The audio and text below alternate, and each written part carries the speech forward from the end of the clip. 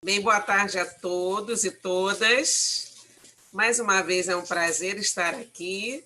Fui chamada agora de emergência para tentar substituir, embora seja insubstituível, a figura do nosso presidente, desembargador Fábio Dutra, que se encontra numa sessão de videoconferência no Tribunal de Justiça e logo estará conosco, mas me incumbiu de fazer essa abertura e o que faço com muito prazer, apresentando inicialmente os participantes dos trabalhos nessa nossa tarde, uma tarde chuvosa, uma tarde fria aqui no Rio de Janeiro. As temperaturas, né, foram abaixo de 20. Isso para nós é uma coisa terrível. Já estamos todos aqui de casaco e meia e etc. e tal. Daqui a pouco até o gorro. Mas nós vamos aquecer essa tarde, então, com esse assunto palpitante, importantíssimo, que já foi aqui declinado. E eu gostaria de apresentar, então, os nossos palestrantes dessa tarde. Primeiramente, nosso querido desembargador Marcos Bezerra de Mello, desembargador do Tribunal de Justiça, é doutor e mestre em Direito pela UNESA, professor também titular de Direito Civil do IBMEC, professor de mestrado e doutorado da UNESA, professor emérito da Emerge, e também foi meu professor lá na pós-graduação da UF há muitos anos atrás. Eu fui aluna da UF, também fui professora concursada da UF. O desembargador Marcos, também egresso da UF, né? E, embora um pouquinho mais novo do que eu nem vou falar a minha idade aqui, porque não dá, e acabou sendo meu professor, assim como a nossa querida Fernanda Pimentel também, foi minha aluna e depois foi minha professora na pós-graduação. É isso é maravilhoso, né? Sempre o aluno superando o mestre. E temos também hoje, nessa tarde, o doutor Fábio Azevedo, que também é mestre em Direito Civil pela UERJ, membro do IAB, Instituto dos Advogados, membro do Fórum Permanente de Direito Civil da Emerge, membro do IBRADIM, professor da Emerge, né, o que já lhe garante toda uma competência. Enfim, essa palestra de hoje, então, irá nos ilustrar imensamente. Nós estamos no mês de setembro, comemorando 30 anos do nosso CDC, uma lei de vanguarda, que até hoje, né, ainda se mostra uma lei moderna, uma lei que não há igual no mundo, embora precise realmente ser modernizada em alguns aspectos, mas estamos nessa comemoração. Eu sei que os doutores são civilistas, né, e conhecem o direito de uma forma ampla, e eu quis fazer essa colocação sobre o CDC, que nós estamos aqui numa jornada também em prol do CDC, em torno do CDC, rediscutindo o CDC. Então, desembargador Marcos, doutor Fábio Azevedo, com muito prazer, o Instituto os recebe aqui nessa tarde, e os senhores fiquem à vontade. Eu só vou alertar os presentes para não parecer uma falta de educação muito grande da minha parte, que eu, assim que o desembargador Fábio conseguir chegar, eu vou ter que me orientar, porque eu também tenho um outro compromisso, já tinha um compromisso firmado. Mas eu vou estar aqui ávida por adquirir esse conhecimento, que eu tenho certeza os senhores hoje, nessa tarde, nos passarão. Muito obrigada. Fiquem à vontade, viu? Bom, boa tarde a todos e a todas. É uma alegria enorme, desembargadora Regina, querida amiga, estar participando do evento do Instituto dos Magistrados Brasileiros, que eu ingressei esse ano. Eu, por um descuido, sei lá, da vida, tanta coisa, eu não era membro do do IMB, instado pelo É sempre bem-vindo, desembargador. desembargador Fábio, eu imediatamente assinei a proposta e é com muita alegria que eu passo a ingressar, né, no instituto tão tradicional no nosso direito, não só na magistratura, né, mas sim, na cultura jurídica do país. Nós temos o IAB como a instituição lá dos advogados, excepcional, e temos também o nosso IMB, né, dos magistrados, que eu agora... olha aqui, eu sou do IAB e não era do IMB. Então, corrigir a tempo essa falta. Desembargador Então, é muito Fábio é muito esperto e fez muito bem em cooptá-lo. Nossos é minha quadros alegria. está, né? Nós estamos todos engrandecidos com a sua adesão. Imagina. Eu também quero saudar o meu querido amigo, doutor Fábio Azevedo, que é membro do fórum que eu presido na EMES, que é o Fórum Permanente de Direito Civil, civilista da nova geração, extremamente preparado, e eu tenho com ele trocado algumas ideias sobre essa questão que a gente vai tratar hoje, que envolve a possibilidade de uma maior autonomia financeira para o idoso e que poderá se utilizar do patrimônio, né, da titularidade imobiliária que, eventualmente, ele conseguiu adquirir naqueles momentos em que tinha sua força de trabalho, ele possibilitando maior renda. Então, eu queria fazer uma introdução aqui em algumas premissas, para daí a gente começar a nossa fala e depois o doutor Fábio fará o debate. Foi assim que nós combinamos com o desembargador Fábio Dutra, quem eu agradeço também o convite, evidentemente. Bom, a primeira, minha cara Regina e os colegas que nos ouvem, é a longevidade do brasileiro. Né? Os dados do IBGE de 2018 apontam 76 anos e 3 meses é a idade média, a sobrevida provável do brasileiro. Por exemplo, em Santa Catarina, chega-se a 79 anos e 7 meses. IBGE 2018. A cada dado, quem quiser fazer esse estudo vai se impressionar. A cada dado que vem do IBGE, o aumento assim é absurdo. Se a gente pegar, por exemplo, de 1950 até hoje, é quase o dobro. Quase o dobro é o aumento da idade de sobrevida do brasileiro. Então, isso é um dado, isso é uma realidade. Agora, que a gente tem que comemorar, ficar feliz, evidentemente.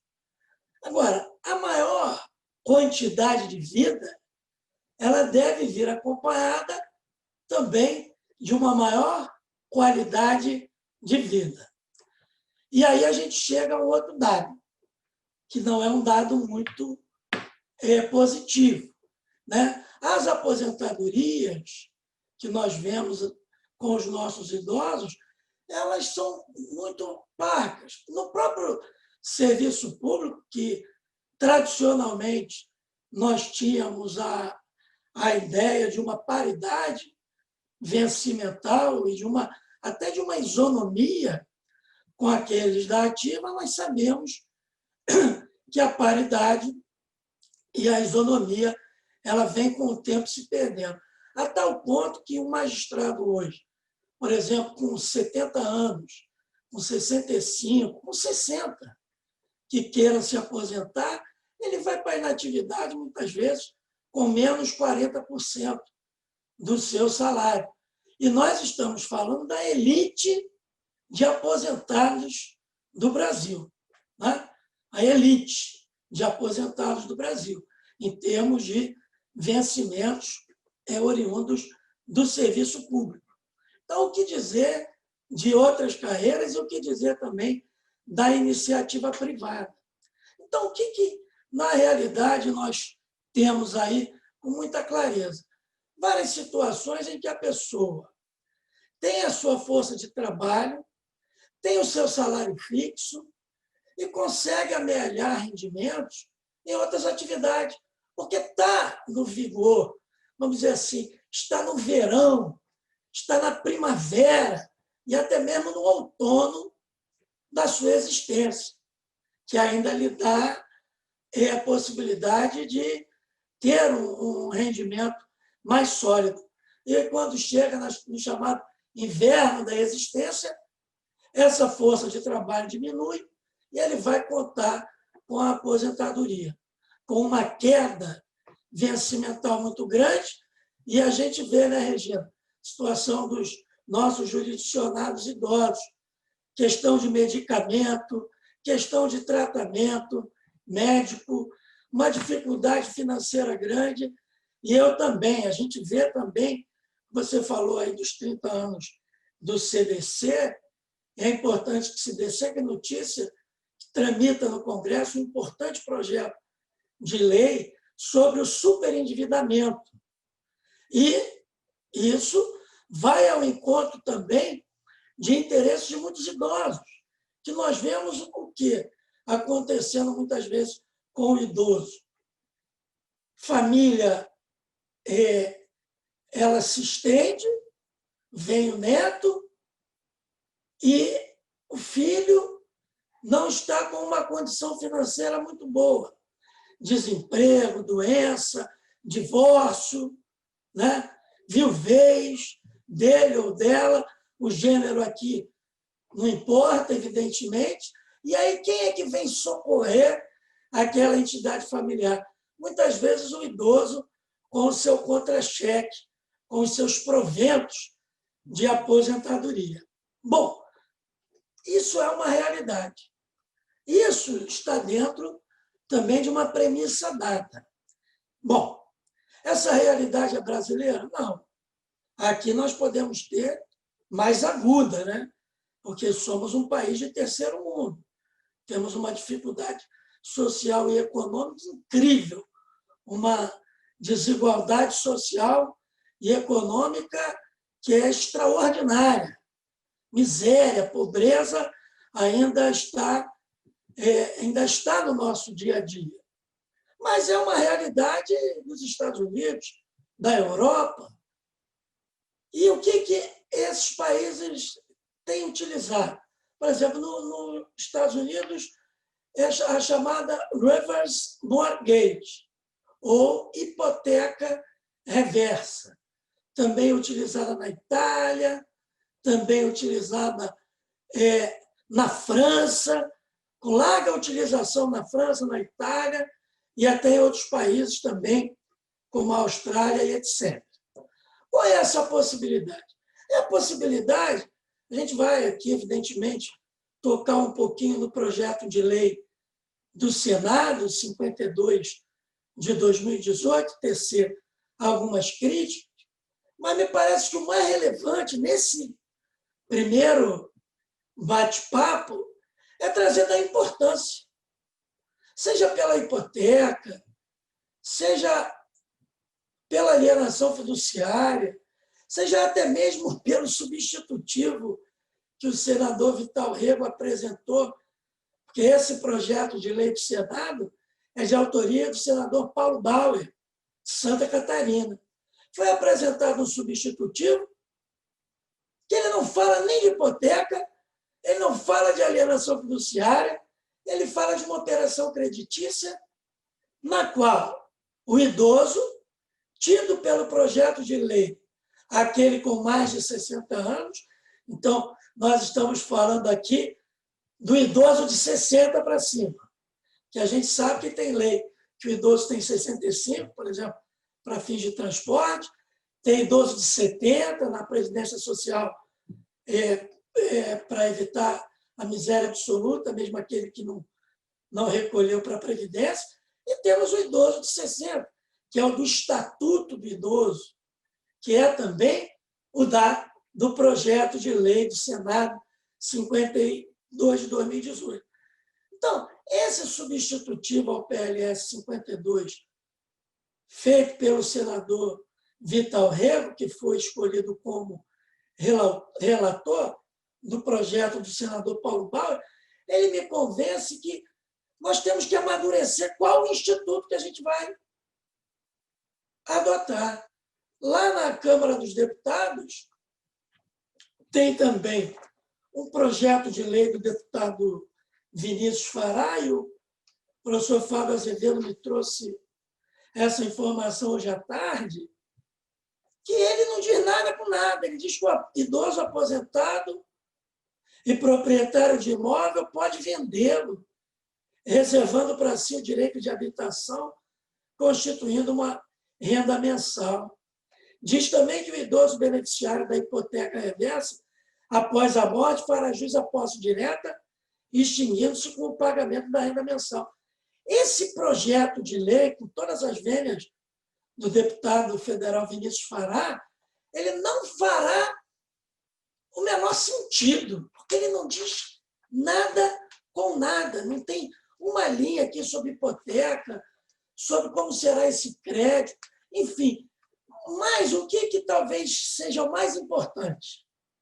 Há um consenso da necessidade de aquele idoso que tenha um imóvel, ele tenha autonomia privada respeitada, e olhem as diretrizes da Lei de Liberdade Econômica, para ver o papel atual da autonomia privada, a importância desse valor no cenário jurídico atual, para ele simplesmente se valer deste imóvel para se tornar credor da instituição financeira. Na forma do projeto de lei 52, por que é reverso? O idoso pode chegar à instituição financeira,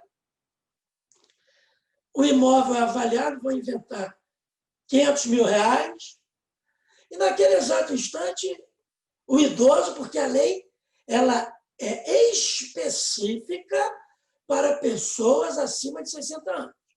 Então, isso é muito importante. Nós estamos aqui com uma norma jurídica ancorada na proteção do vulnerável, constitucional chamado idoso, que tem um estatuto próprio, que tem um regramento próprio na Constituição e a promoção da sua tutela especialíssima. Não precisa dizer nada. Um estatuto só para ele, né?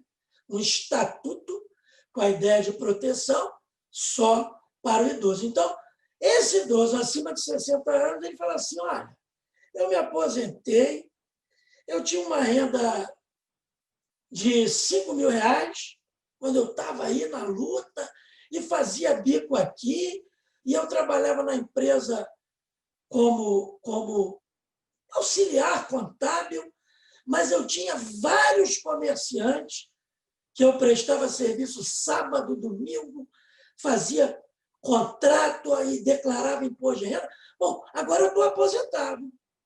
E quando eu fui ver, R$2 mil líquido. Bom, quando estava na primavera dos meus dias, eu consegui esse imóvel de R$600 mil. Tenho 3 filhos, expectativa de direito da minha herança, que sabemos todos nós não é direito, e eu estou querendo utilizar esse imóvel não para vendê-lo e ficar sem a moradia.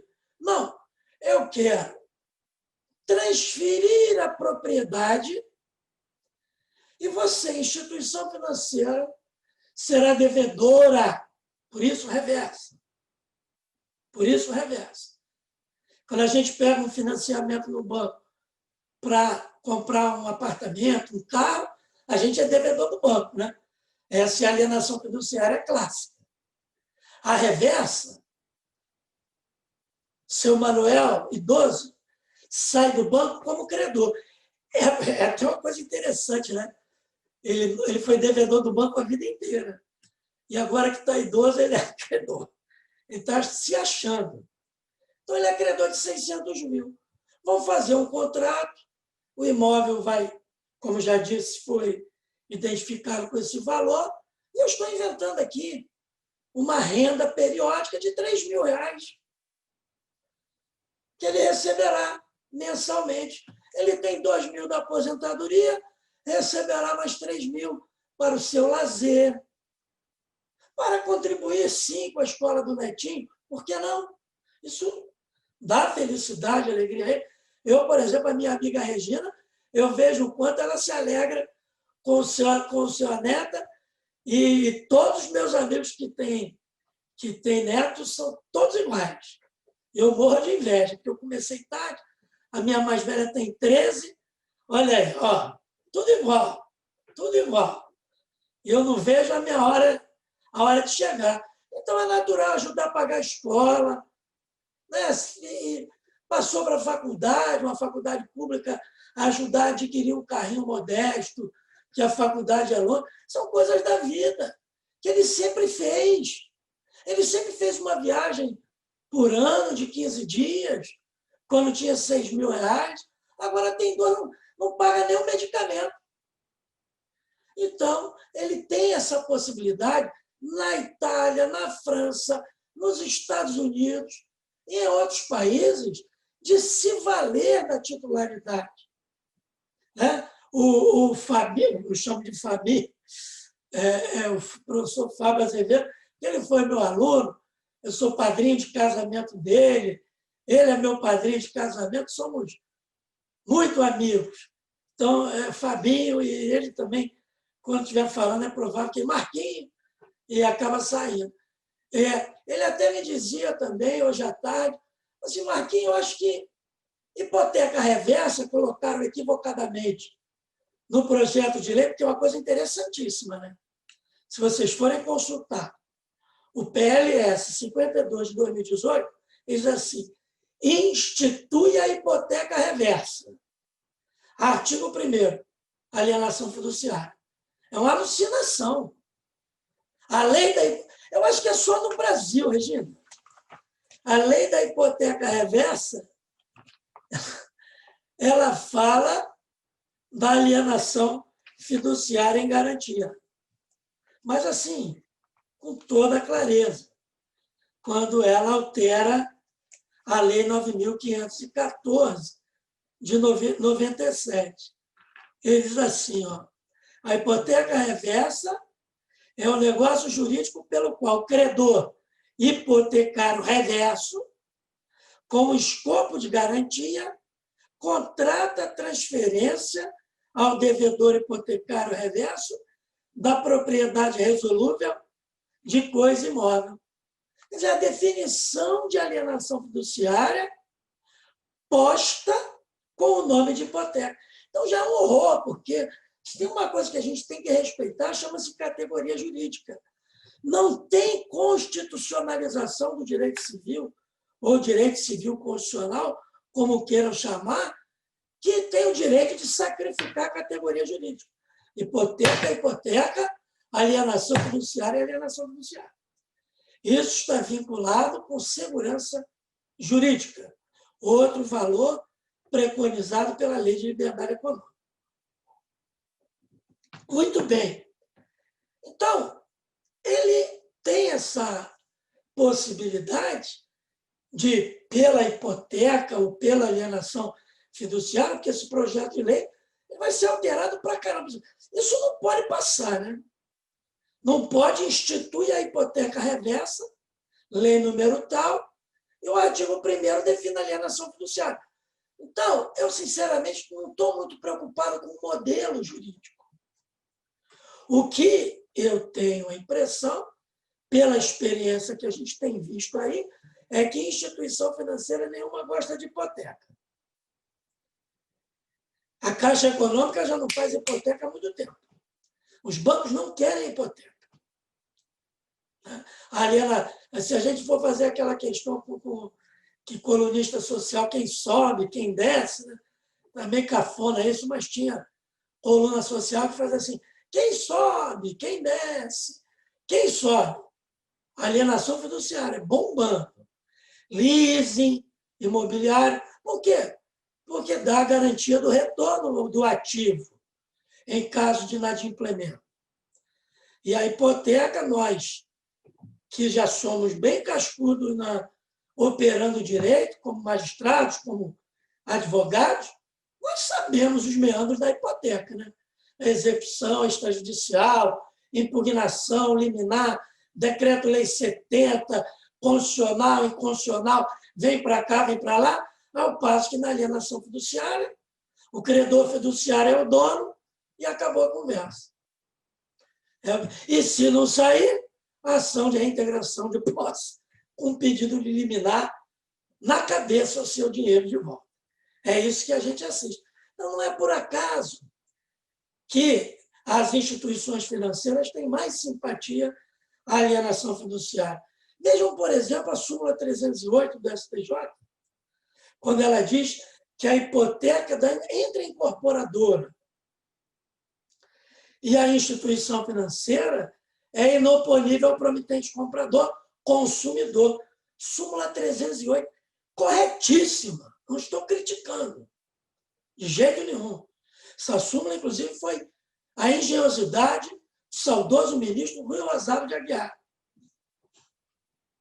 Foi através da engenhosidade dele na identificação do que aquele modelo econômico estava trazendo, poxa, de injustiça para o vulnerável, para o adquirente consumidor, que acabou gerando esse verbete que tanta proteção traz ao próprio sistema da incorporação imobiliária e, por conseguinte, a galinha dos ovos de ouro, que é o consumidor. Porque quem movimenta essa economia é exatamente ele, que vai com as suas prestações possibilitar o êxito daquele empreendimento. Então, o modelo, se vai ser alienação fiduciária, se vai ser hipoteca, eu não sei. É provável que seja alienação, por essa fala que eu estou dizendo aqui. Só que aqui já vai a primeira crítica. Tem que corrigir. Não pode chamar de hipoteca reversa por uma tradição jurídica estrangeira, por exemplo, com os Estados Unidos, com a Inglaterra, e sacrificar uma categoria jurídica francamente utilizada no Brasil, que vem a ser a alienação fiduciária em garantia. Então, vamos imaginar que é a alienação fiduciária em garantia. Vamos lá. O idoso vai lá, 60 anos, eu vou matá-lo com 70, tá? Porque eu não sou bobo de ficar fazendo conta difícil aqui, não. Vou matar ele com 70, que eu já sei que 70 são 120 meses, e se por acaso foi 3 mil, vai dar 360 mil. Então, ele ficou 10 anos recebendo 3 mil. Taxa de juros, né? Vai ser aquela para as garantias reais imobiliárias.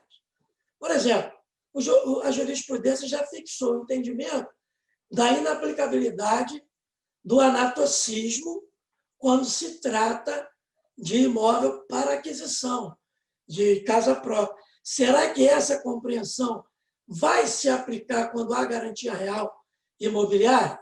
É algo a se pensar, tem muita coisa a ser construído.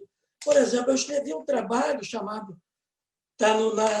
que até foi daí que o desembargador Fábio me convidou, publicada no site Migalhas, em que eu falo da necessidade, eu comentava isso com a desembargadora Regina, da necessidade do diálogo desse instituto. Nós falávamos isso antes do nosso papo aqui, com o artigo 52 do Estatuto Consumerista. Para quem não lembra, eu não vou ler o dispositivo todo, confie em mim, mas é aquele que diz assim: no fornecimento de crédito, tem que informar previamente, adequadamente, o preço do produto, serviço em moeda, montante dos juros, taxa efetiva anual dos juros, acréscimo que sejam legais estejam previstos número e periodicidade das prestações, que aqui no projeto de lei será enquanto ele viver. Enquanto ele viver. Soma total a pagar, se tem a possibilidade de juros compostos, isso tem que ter desde 1990. O artigo 52 do CDC é um primor sob o ponto de vista da boa-fé objetiva e da transparência. Vai ter que dialogar com o Instituto. Então, vamos lá, 600 mil. Vamos tirar os juros. Permitam aqui a reflexão. Eu vou tirar juros, tá? 600 mil vale o imóvel. 360 mil. Ele morreu depois de 10 anos, não foi isso? 70 é aberta a sucessão dele. Diz no projeto de lei que a instituição financeira tem que notificar o espólio para dizer, pessoal, não vai ser 360, vai ser muito mais. Mas eu não tenho como fazer com juros. Eu vou inventar que é 360. Mas, ó, falecido deixou 360. Vocês têm um prazo para pagar. Se não pagar, a propriedade se consolida nas mãos da instituição financeira. Consolida, porque a propriedade é resolúvel já não era dela? Sim. A posse indireta já não era dela? Sim. A posse direta era de quem? Do idoso, do falecido. Transferiu para quem? Para o espólio. Ah, daqui não sai, daqui ninguém me tira. Ação de reintegração de posse com pedido de liminar. Porque o imóvel é da instituição financeira. E aqui, meus amigos, já encaminhando para a conclusão, é que tem o pior do projeto de lei. Eu chego a dizer, no artigo que escrevi, que esse projeto de lei ele chega a ponto de não prestar, porque ele não resolve o que tem de mais relevante, que é evitar usura, evitar o enriquecimento sem causa. Eu acabo o meu artigo dizendo o seguinte, minha querida Regina, oxalá que o aprimoramento do projeto alcance o seu nobre objetivo de colaborar para a efetividade da dignidade da pessoa idosa, sem que se perca nos terrenos sombrios do abuso do direito e da usura. Porque vocês viram que tem 240 mil aí perdido. Né? Nós todos sabemos, quer pelo artigo 53 do CDC, quer pelo artigo 27 da Lei 9514 de 97, que é a Lei da Alienação Fiduciária de Bem Imóvel, que quando a instituição financeira consolida o bem, ela tem que aliená-lo forçosamente, em público leilão, para chegar a um valor e uma coisa que o acerto de contas. Né? Meu crédito, vamos só com esses números aí, para a gente não se enrolar. A gente não fez direito à toa, né? Então a gente não vai aqui se enrolar. 360 é meu. 240 para o espólio. E o imóvel para aquele que arrematou. Então, isso tem que ser resolvido no projeto de lei. Meus amigos, não tem uma palavra. O projeto de lei ele fala assim, se morrer até 5 anos da aspas, hipoteca reversa, o imóvel vai para o espólio e o espólio é devedor da quantia. Então, vamos lá. 120 mil, no meu exemplo. Se for, sei lá, quanto vai ser. 120. Não tem problema. O imóvel é transferido para o espólio, por conseguinte, para os herdeiros, e o espólio é devedor de 120 mil. Não fala nem que se mantém a garantia real, que é outra coisa que tem que ser esclarecida. Mas se for depois de 5 anos, o espólio é notificado para pagar, não pagou, É meu. E não se fala nem em prestação de contas. Evidentemente que eu estou preparado, eu digo isso no artigo, eu tenho certeza que a Regina está preparada, o colega que está me ouvindo está preparado já para defender a incidência do 53, a vedação ao enriquecimento sem causa, a tutela do consumidor vulnerável, tudo isso. Essa construção jurídica será feita. Mas qual o ideal, meus amigos? Você vai fazer uma lei que ela seja bem feita e enfrente essa questão. Né? Eu vi uma indagação, só para não ficar, antes de devolver a palavra, Regina, teve alguém que tocou um ponto muito importante, que foi a questão sucessória. Né? Bom, primeiro eu queria chamar a atenção que não tem legítima nenhuma aí, porque a alienação fiduciária é ato oneroso. Então, por exemplo, a existência de herdeiros necessários não proibirá o idoso de fazer isso. Por outro lado, se ele é casado, vai ter que ter uma dúvida. Isso a lei não precisa tratar. Isso não precisa tratar na lei. A lei especial falar que tem que ter auto-arguditório marital, eu não vejo necessidade, porque isso está na regra geral do Código Civil. Então, vai ter auto-arguditório marital conforme o caso.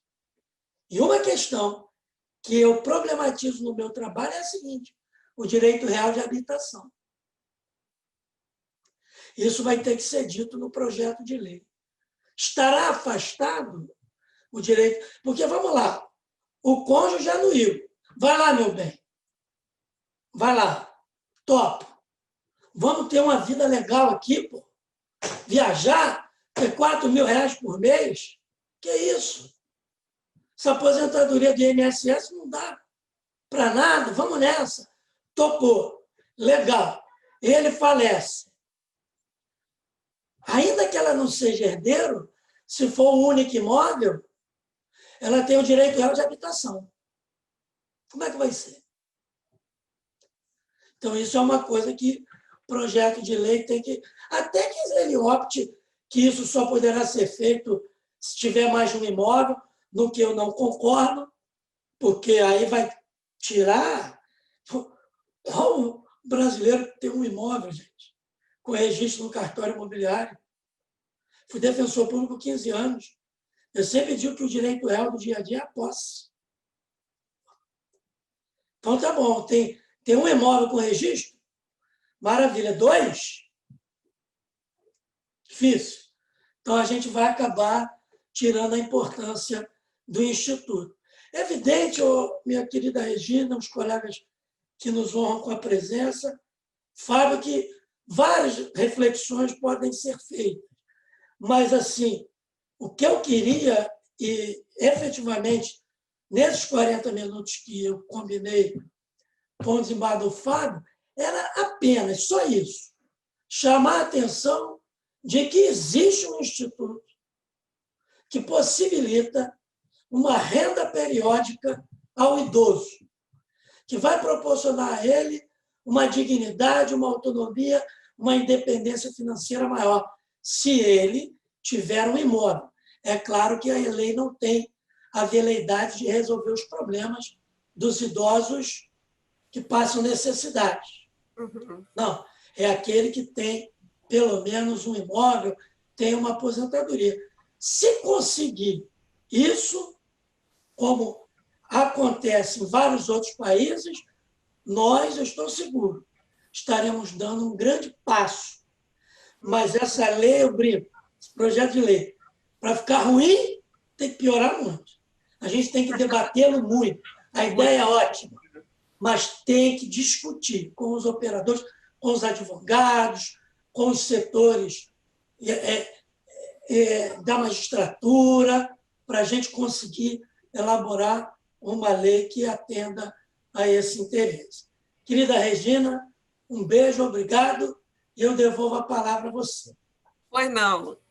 Então, boa tarde. Eu vejo que o nosso presidente já está aqui conosco Eu já irei passar a palavra a ele, também irei me despedir, que coincidentemente já está mesmo na minha hora. Mas eu achei o assunto muito palpitante. Eu não tenho pruridos aqui, eu vou confessar o meu desconhecimento desse projeto, viu, desembargador Marcos? Eu queria até uma gentileza da sua parte, se puder deixar aqui conosco, ao Claro. final, inclusive, o seu trabalho lá que foi publicado no Migalhas, porque realmente esse projeto, ele é um projeto que me parece tem uma importância na relação até de consumo, né, dessas pessoas, Perfeito. dos idosos. Eu acho que ele, de certa forma, está dentro de um contexto do próprio Código Civil, né, no que tange às autonomias, autonomia privada, Perfeito. autonomia financeira, né, Perfeito. do novo enfoque que se dá à capacidade, né? E a gente acaba verificando que a pessoa idosa, apesar dela ser idosa, se ela não tiver um comprometimento, né, maior, e isso tem que ser provado, ela tem todo o direito, né, de negociar, participar de atos da vida civil, como todo e qualquer cidadão, né? Agora, com certeza, essas situações, né, essas circunstâncias que vão estar presentes num tipo de relação como essa, porque é o que o desembargador Marcos falou, o banco não dá ponto sem nó. Eu acredito que a lei só permita, seja a hipoteca reversa ou algum tipo de alienação fiduciária também reversa, né, ao contrário, aí, deverá ser operada por instituições bancárias, né, financeiras. Eu não sei quem poderia ter essa autorização para esse tipo de atividade. Imagino que sejam os bancos mesmo. Agora, me ocorreu aqui, professor, só para dar assim, uma mexida também, eu sei que o doutor Fábio Azevedo vai também abrilhantar esse tema. Me ocorreu o seguinte, se a ratio legis é para favorecer o vulnerável, né? O vulnerável duplamente, né? Porque ele já é um consumidor, porque aí, para mim, é uma relação de consumo, não adianta tratar-se de outro instituto, mas a raiz é uma relação de consumo e ele já é vulnerável pela própria premissa legal, né? A própria lei já prevê, justamente para poder facilitar a relação. E, além de tudo, por ser idoso e até por conta do estatuto, a princípio ele também é um vulnerável. Agora, eu acho que esse vulnerável dessa lei, ele não pode ser aquele hipervulnerável que ele está, por exemplo, super endividado, ou está endividado com algum banco, porque se ele vai ser credor, ele não pode ser devedor ao mesmo tempo. Porque até a teoria da lesão, né? Vocês conhecem mais o direito civil do que eu, porque às vezes ele pode ser forçado a pagar uma dívida, né? Ele já tem uma dívida com o banco, aí porque esses conglomerados, nós sabemos como é que eles funcionam, né? Na verdade, são bancos separados, instituições, mas estão sempre, né, de alguma forma interligados. Eles são um conglomerado. Então, ele deve para um banco e ele vai fazer uma hipoteca reversa com outro banco. É meio esquisito, né? Então, eu acho que tem de haver realmente esse diálogo, o professor está com toda a razão, não só com a defesa do consumidor, mas com todas essas legislações assim, mais recentes, como esse projeto de proteção para os superendividados, né? E a categoria dos idosos, atualmente, ela é a categoria que está mais inserida nesse contexto por conta justamente de tudo que foi falado aqui, dessa dificuldade, não é? De manter um padrão da longevidade, da falta de perspectiva, né, financeira, econômica, um país que passa por dificuldades, né, como todo mundo passa, sobretudo nesses momentos de pandemia, quando nós não temos como exigir essa transparência, ela não acontece na vida real, né? Então, professor, eu gostaria muito de ter acesso a esse projeto, mas eu queria fazê-lo através das suas críticas, não ler o projeto em si. Vai ser um prazer enorme e eu quero agradecer muito a participação e me despedir, né, como eu havia dito. E agora eu passo aqui a batuta para o meu presidente, desembargador Fábio Dutra, e também parabenizando já de imediato por essas jornadas que estamos empenhados aqui. O Instituto tem solidificado, né, essa sua performance educativa, filosófica. É um instituto realmente que dá prazer de participar e eu fico muito feliz agora com as novas adesões. Pois não, desembargador Fábio, um beijo para o senhor. Eu me sinto tão importante sendo chamado de senhor. Regina, muito obrigado. Terminou exatamente agora a nossa sessão. Maldonado colocou 50 processos com sustentação de advogados. Inclusive, nós tivemos um advogado que faltou, entendeu? Porque estava aqui. Olha, muito prestígio para o IMB, né? Mas muito obrigado. Você disse que tinha um compromisso e aceitou de última hora estar aqui. Muito obrigado sempre. Você é uma parceira querida. E eu venho lamentar, não é? Não estar aqui desde o começo, porque eu gosto muito de ouvir o professor Marco Aurélio, gosto muito de ouvir o professor Fábio Azevedo, não é?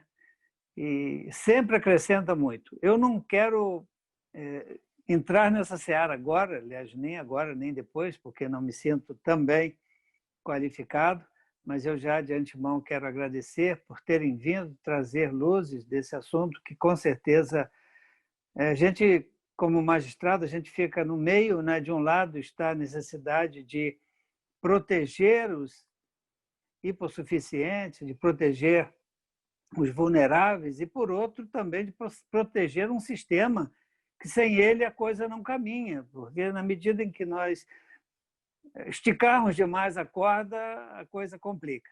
Mas agradeço também os colegas que estão assistindo, não é? E deixo para vocês como vocês organizaram aí. Eu acho que você falou que o doutor Fábio ainda não disse nada, né? Coitado. Vamos ouvi-lo, então. Será um prazer.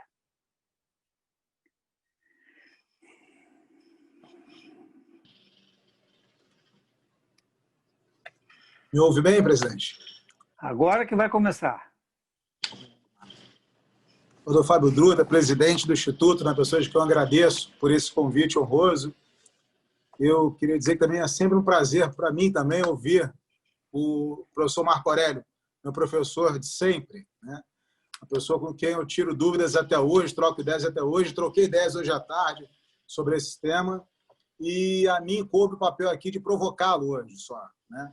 Então, eu só vou destacar um ponto que ele colocou, desembargador Fábio, que é muito relevante, que é a função da chamada impropriamente hipoteca reversa, né? Os italianos dizem que toda categoria jurídica é formada por estrutura e função, né? Então, a gente tem que identificar o que é e para que ela serve. E o propósito aqui da hipoteca reversa é um propósito extremamente nobre, né? Porque cuida de vulnerável, né? Criança e idoso merece todo o carinho, toda a atenção e toda a proteção de todos nós. Então, qualquer categoria jurídica que surja para atender essa função merece nossos aplausos e nossos elogios, né? Então, com a hipoteca reversa não é diferente. Mas ela tem muitas falhas, né? Um ponto relevante dela, pegando uma carona no que o desembargador Marco Aurélio falou, foi uma pesquisa que eu fiz do IBGE, um pouco mais avançada em termos cronológicos, professor Marco Aurélio, dizendo que em 2060, aqui no Brasil, nós teremos de cada 4 pessoas, uma pessoa com 65 anos. Então, a função social e a função econômica que a hipoteca reversa pode desempenhar merece toda a nossa atenção. A gente está falando de 25% da população brasileira com mais de 65 anos, né? Então, assegurar dignidade a essas pessoas por meio da concessão de crédito atende não apenas a elas, mas atende também ao mercado, que depende da circulação de riquezas, e a pandemia está mostrando isso. Se a economia brasileira hoje se mantém aquecida, esse aquecimento é em grande parte decorrente do crédito que o governo federal concedeu às pessoas mais necessitadas. Então, a função aí é de troca, uma troca positiva para todos nós. Mas ela traz preocupações. Eu trago aqui uma primeira reflexão, uma primeira provocação do desembargador Marco Aurélio, que é a relevância do seguro. Por que do seguro? Porque a gente está falando aqui de gestão de riscos, né?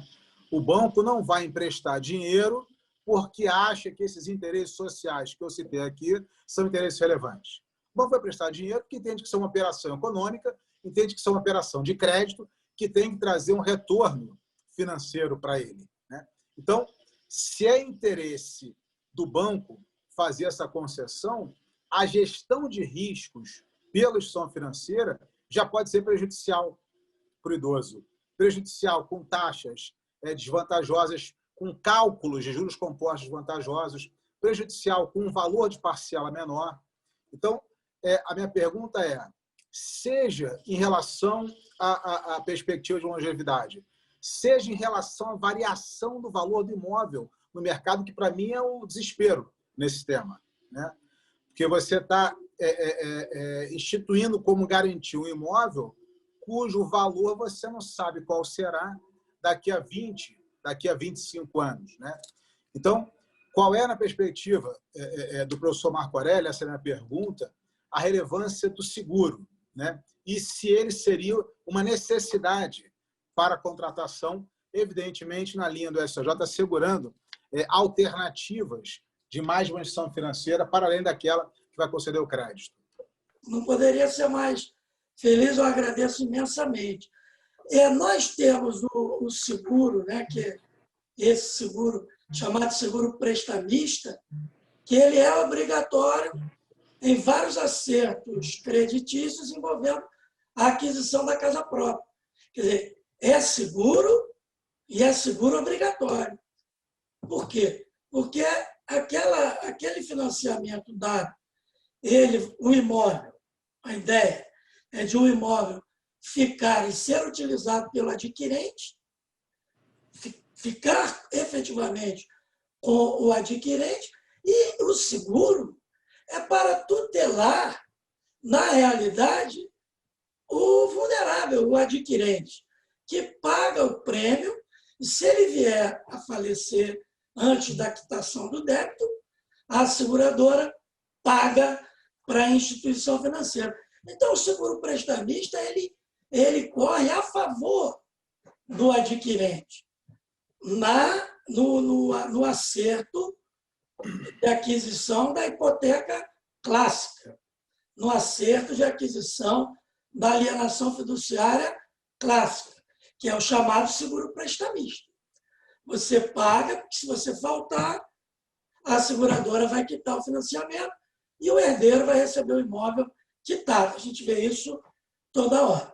Eu não vi no projeto de lei nenhuma referência à obrigatoriedade de seguro. Nenhuma. Não há nada referente a isso. E, sinceramente, eu não vejo não vejo assim um grande interesse.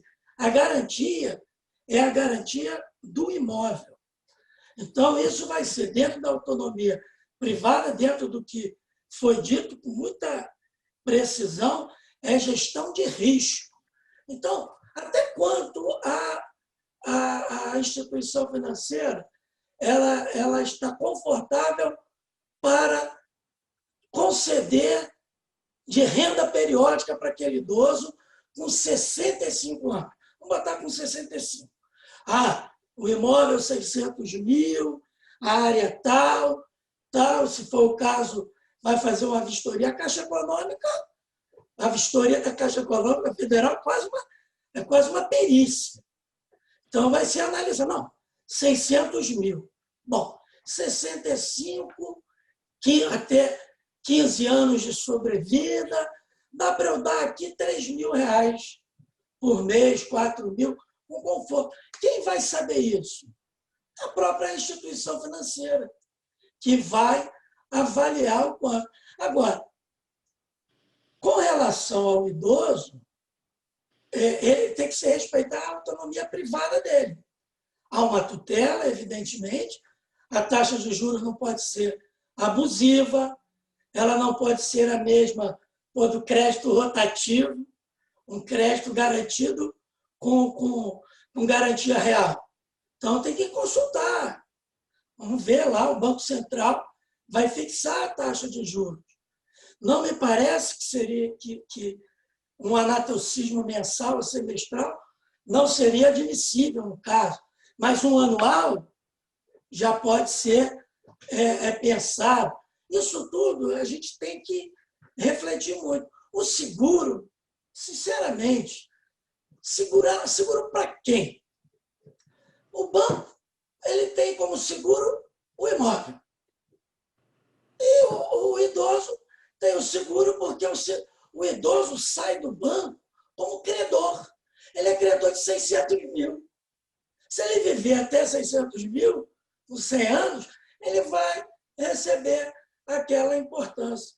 Então, agora, segura é um instituto que largamente utilizado. Então, pode ser que a instituição financeira exija uma complementação securitária, mas aí a gente vai ter o que o professor Fábio falou, né?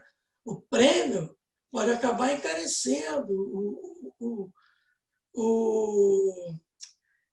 encarecendo o acerto financeiro que vai ser feito e tornar o um negócio ruim. O fato é o seguinte, o desembargador Fábio, ele estava em sessão, mas ele já chegou falando talvez uma das coisas mais importantes do nosso debate aqui. Falou pouco, mas falou tudo. Que nós, como julgadores, eu registrei aqui, nós, como julgadores, temos a proteção do vulnerável. No caso do idoso, o CDC o coloca como hipervulnerável, na dicção do ministro Antônio Herman Benjamin. Por quê? Porque é um vulnerável à luz da Constituição. Temos que tutelá-lo, evidente. Mas isso, desembargador Fábio, tem também todo o sistema.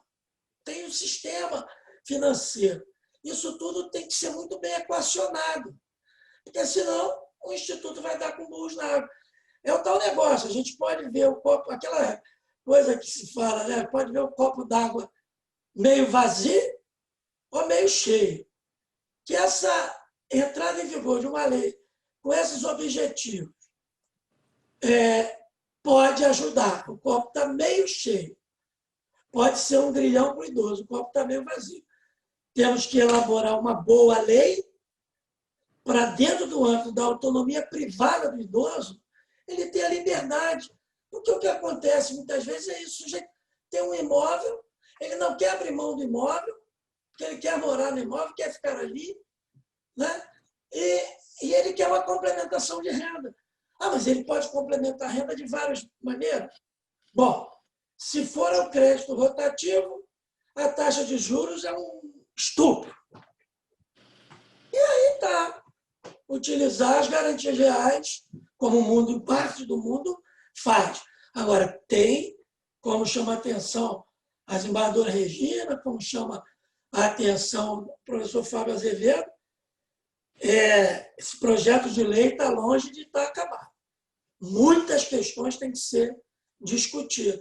Tem aqui uma pessoa que participa toda hora, eu sempre gosto da pergunta dela e sono, é a doutora Juliana, que está toda hora trazendo uma preocupação com o direito sucessório. Tem que ter algum momento na lei tratamento disso. Né? Eu não me preocupo com os herdeiros com relação à legítima, porque o ato é oneroso. Mas há que se pensar, sem sombra de dúvida, na solução do caso do direito real de habitação.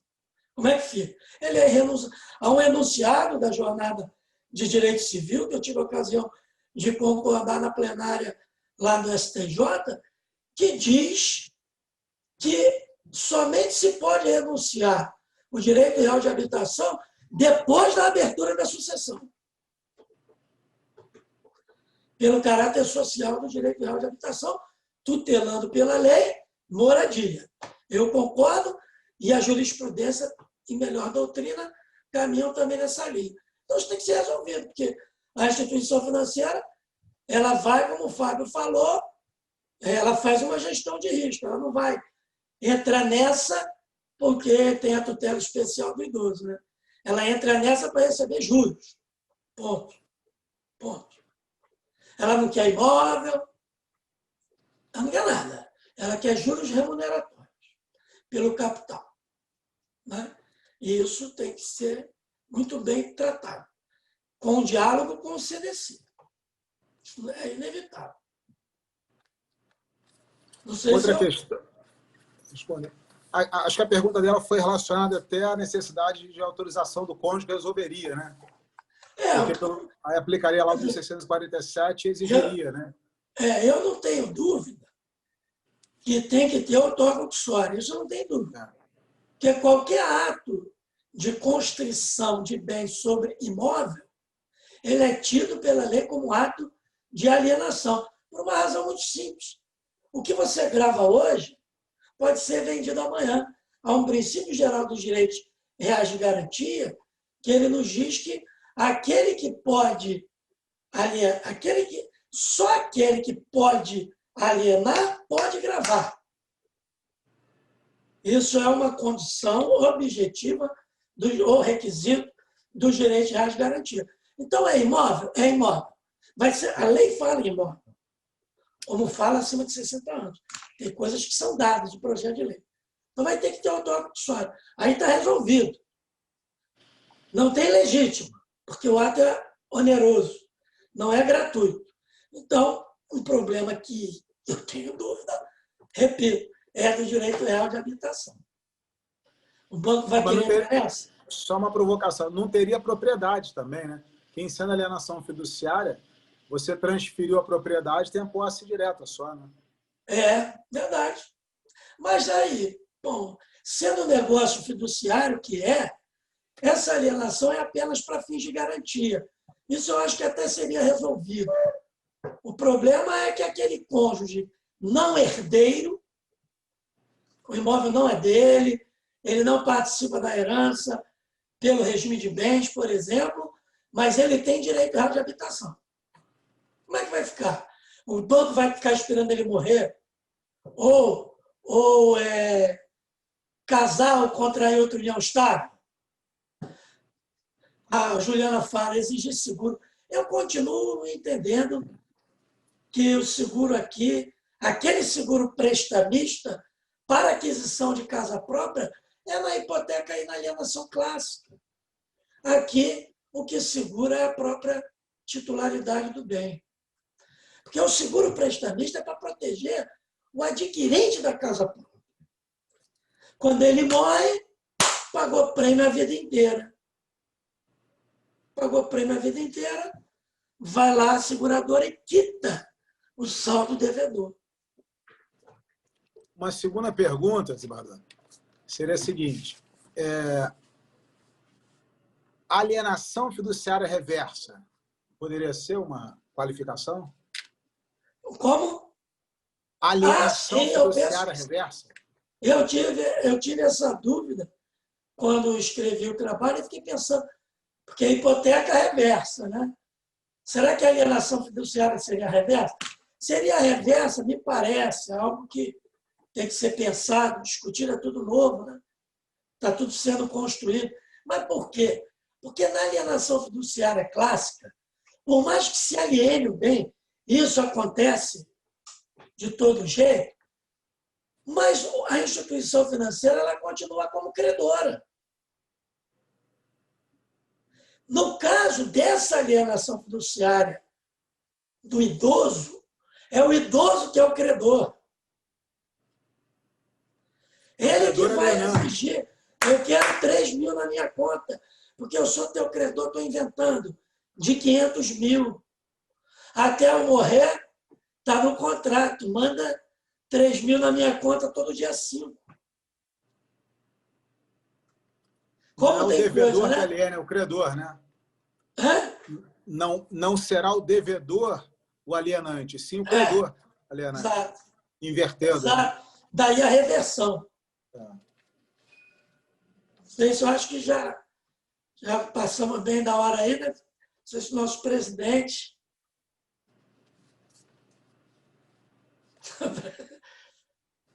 Não, eu consulto a vocês. Eu cheguei agora, eu não posso ter pressa, posso. Eu perdi o banquete, entendeu? Eu estou chegando. Imagina! Come um sanduíchezinho, sobrou aqui um sanduíchezinho, aqui tem, aqui, né? Essa maravilha eu perdi. Mas, com certeza, nós estamos gravando, eu vou voltar a ouvi-lo, e eu acho que a gente pode realizar um outro evento, a questão está em discussão, em debate, é um tema, para mim, instigante, né? Como tornar possível a vida. Agora, essa história de que em 2060 nós vamos ter 25%, ou um quarto das pessoas com 65 anos, isso quer dizer que nós vamos ter de fazer uma revisão em quem é idoso. Eu, com certeza, não vou chegar a 2060, mas eu vou chegar perto. Com certeza. Vou fazer, porque hoje eu me sinto adolescente, entendeu? Então, depois vem a juventude, aí depois vem a maturidade. Tá? Mas, com certeza, hoje nós estamos tendo uma qualidade de vida melhor. E essa história, então, de vulnerabilidade, ela muda muito em razão daquelas atividades que nós exercemos, aquela vida que nós temos, né? E alguns têm uma vida melhor, mais saudável, se preparam. Outros, infelizmente, até sem que tenham escolha, eles acabam se submetendo a uma situação de vida realmente mais entristecedora e mais degradante. E, às vezes, com 50 anos, eles já são idosos, né? Já são pessoas vulneráveis, já são pessoas que precisam de um apoio. Eu acho que a situação deve ser analisada, e de algum modo, caso a caso, né? E a justiça faz isso hoje, eu acho que de uma forma fantástica. Se a gente parar para analisar as nossas decisões, né, na maioria, embora às vezes a gente saiba que tem de pisar no freio, mas eu me sinto feliz, se não totalmente, porque ainda há muita dificuldade, muita deficiência, muita uma espécie de vida que não é a que a gente quer para nós, que a gente quer também para os nossos semelhantes. Mas, se vocês não tiverem nada a dizer, hoje eu abono que nós estaremos encerrando, né, esse nosso encontro. Vocês foram bastante comedidos, né? Nós sempre limitamos o tempo, nós dizemos, você tem 10 minutos, você tem 20, você tem 30, mas, em geral, a gente fecha 2 horas de evento, né? E vocês foram parcimoniosos e deram o recado, não falaram tudo, ainda bem, porque assim nós poderemos nos encontrar novamente. Obrigado, professor Marco Aurélio. Obrigado, professor Fábio Azevedo. Obrigado, desembargador Marco Aurélio. Obrigado, advogado Fábio, que tem um nome lindo, né? Maravilhoso. E obrigado a você também, que nos está acompanhando. É muito bom tê-los conosco, né? O pessoal do IMB sempre presente, né? Alessandro Leite, o querido Antônio Carlos Esteves Torres, que é o nosso desembargador, presidente do Grupo de Estudos de História do Direito, Dr. Cláudio Spadaroto, doutora Daniele Abreu, Elizabeth, Gabriele, Genilton Castilho. Genilton, você é 10. Obrigado. Juliana, você participou bem, bastante. Suas perguntas foram interessantíssimas. Muito obrigado porque você está com a gente. Obrigado, Rodrigo Leonel. Grande abraço. Rogério, você que tem ideias maravilhosas, está sempre auxiliando o IMB naquilo que nós fazemos e naquilo que procuramos trazer aos nossos associados e às pessoas que se interessam pelos temas que aqui nós procuramos expor. Eu tenho certeza que, depois de cada evento que fazemos, e não são poucos, e de vários tipos, né? Nós sempre guardamos algo para a nossa vida jurídica e para a nossa vida diária. Um forte abraço para todos e estamos encerrando, então, assim. Tudo de bom para todos. Saúde, principalmente.